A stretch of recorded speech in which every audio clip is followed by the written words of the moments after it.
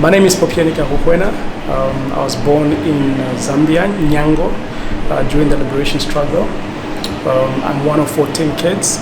My whole life is basically from Zambia. I lived in Angola. From Angola, I went to Germany, where I was there for a year, and then I came back to Namibia when I was about 8 years old. I went to school at PPS, People's Primary School. Then from there I went to high school at Centaurus High School. From there I took a gap year, and then I studied enrolled myself at Polytechnic. We enrolled in Human Resource Management. And then my job really started off when I was working at Spur as a waiter, and then moved all the way to go to DHL, and now I'm a consultant. I've got my own business called Let's Work Commercial Group. Yeah, that's about it, my introduction. My earliest childhood memory, I think one thing that I can always recall on was growing up in Angola when we used to play. Being able to, Angola we lived in a society, sort of like a society. It was called, we live in a little society group and in a camp. And there we lived sort of like one family. We had one kitchen where everybody went to, though you had your mother and father. And then also the fact that we played together.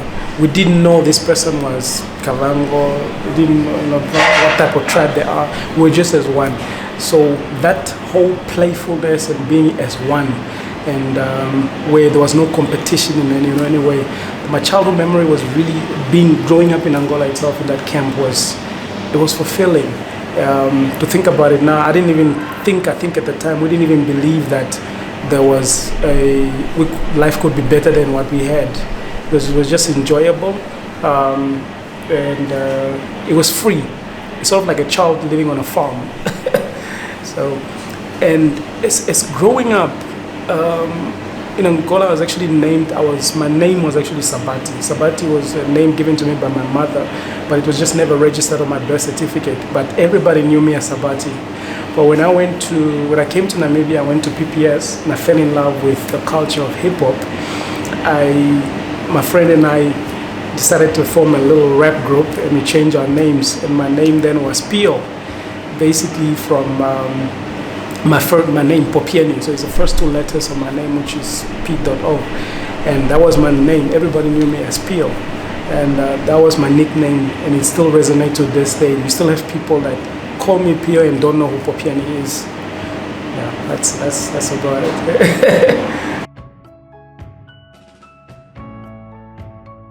My parents, describing my parents, I think first let me talk about my mother. My mother was, I lived with my mom for a very long time. I didn't know my father for a while.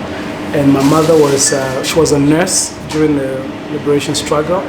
And we came to Namibia in 1990. I met her again in 1990 after I went to Germany. But I feel like I don't really know her as much because she died in 92. And then she died obviously she died while she was sick, but we didn't really patch things up. But I didn't really know her that well.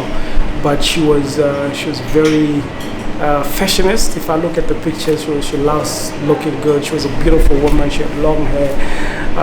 She was like a yellow bone. Yeah, and then growing up also, we were not really people that lived with a parent. We lived like a community. So everybody was your mother, everybody was your father. And I met my father for the first time in 1990 when I came to Namibia. My father is a military man. He worked for the Ministry of Defense. Not strict, very humble. He loves to read books. He loves music. I took the love of reading books literally from him. And also he loved reggae, but I loved more hip hop. But both of them were very, not both of them, but my father specifically, he's a very, he knows what he wants, and he's a talker. He loves to talk, and he's very articulate in English. So learning and going to school was no option for me. Yeah, so that. So what role do I play in my family? So there's two things now, because I'm a married man. So I have my wife and I've got 2 kids. So I think, being a father and being a husband, my role is really to be that supportive, and also just to guide my kids as well to become who they want to become. It's just more from a supportive perspective.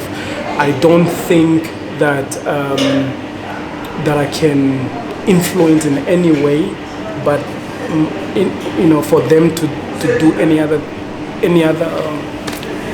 thing that they want to do. But for me, it's mostly from a supportive perspective, because like I said, in my background, I didn't really grow up with my parents.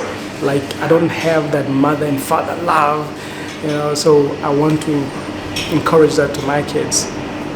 Yes. And then I played in high school, I played basketball. From before high school, I used to play soccer, but not really from a league perspective. But then when I went to basketball, but basketball was just for fun in any case. But I never took it up to go to league in any chance. But that's my sport, my basketball. And I love to gym, I love to run, I love to swim.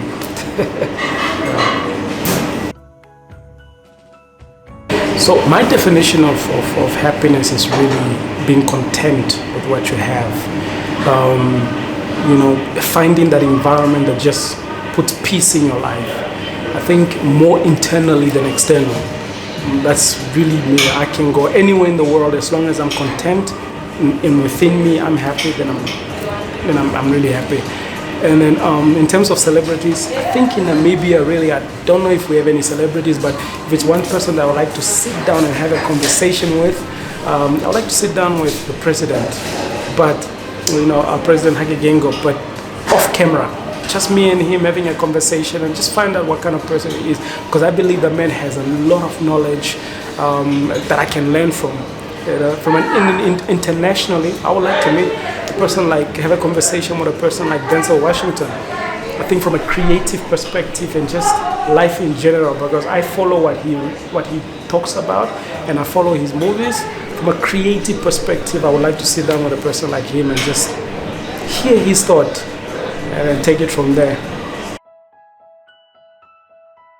In terms of changing the world, I would like to change Namibia first. I think I would like to change the mindset of Namibians, that regardless whether the fact that we are 2.6 million people, that you have the same mindset, you have the same capabilities as a person living in a country where there's 200 or 36 million people. The mindset needs to change. I want to change the people's mindset that we need to think local yet act global.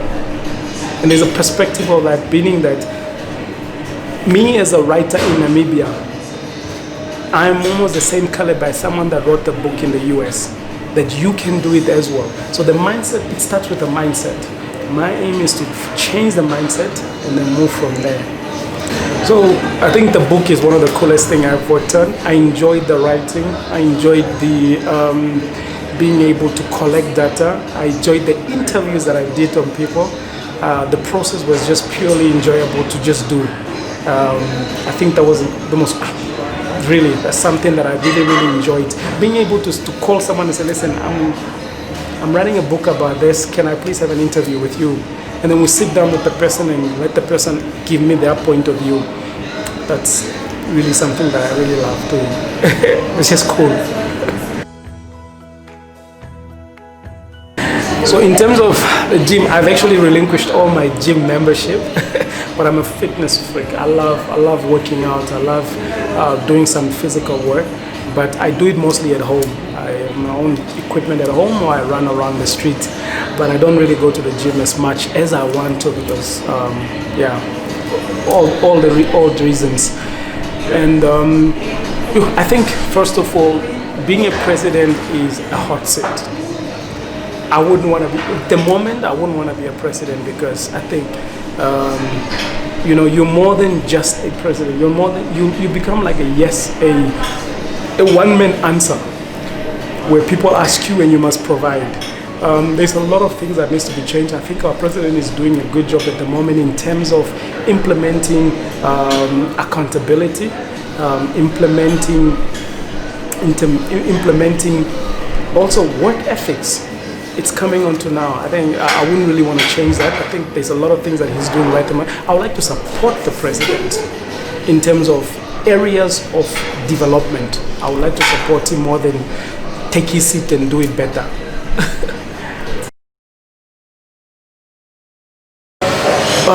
I think the South is one place that I really like. I think there's a lot of things going on in the South in terms of the environment. It's really unexplored. I think this is why a lot of tourists go there. I went there myself and I loved it. It's one place that you can just find tranquility, and you also find yourself in terms of allows you to think beyond just going to the north or going to Swakopmund. Yeah, definitely. And then one thing I like about Namibians is that we are still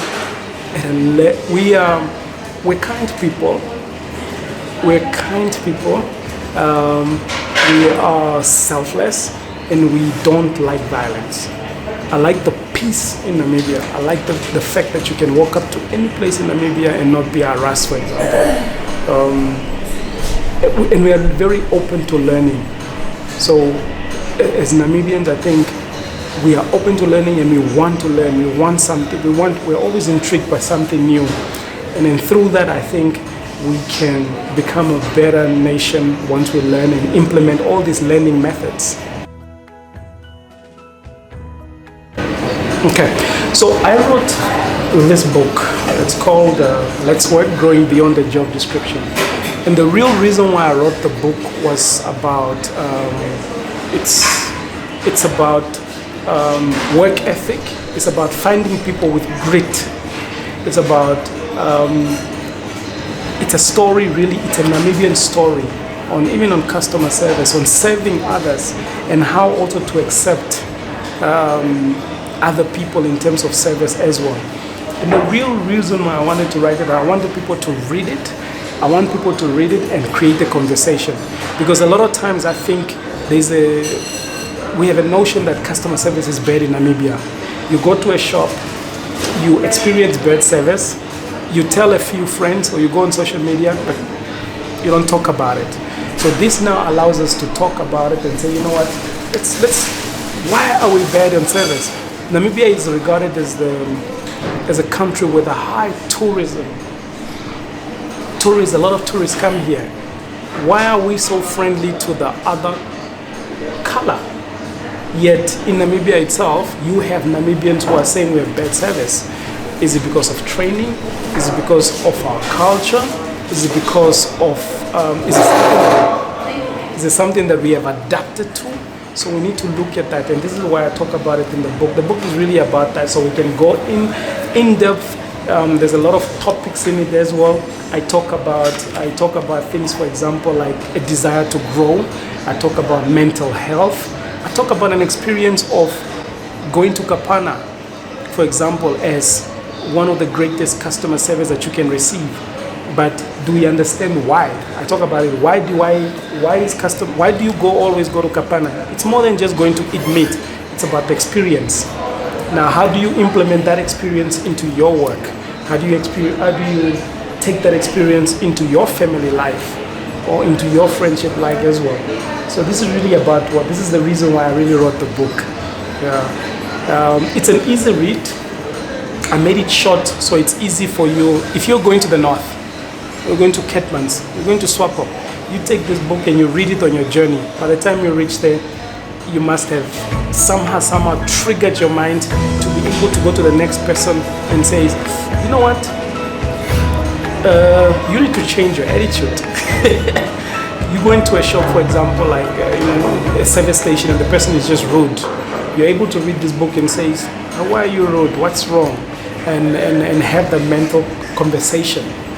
Yeah, and it's really about the book.